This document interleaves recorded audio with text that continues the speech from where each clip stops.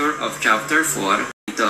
Sa Table 1, ito na po yung mga significant or mga essentials na mga sinabi, statement ng mga in-interview po nila, etc. Hindi ko na po babasahin lahat, makikita nyo po dyan sa screen.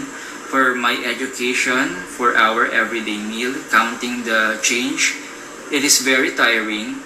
There is no disadvantage on selling. So, may set of questions po kayo.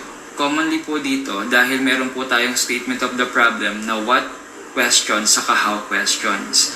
Although sa pag-i-interview nyo naman, magpapasok ko na dun yung mga why question, sagot ng mga participants. Sample question.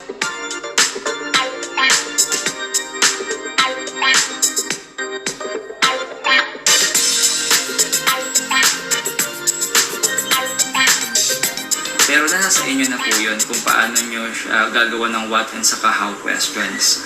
Okay po?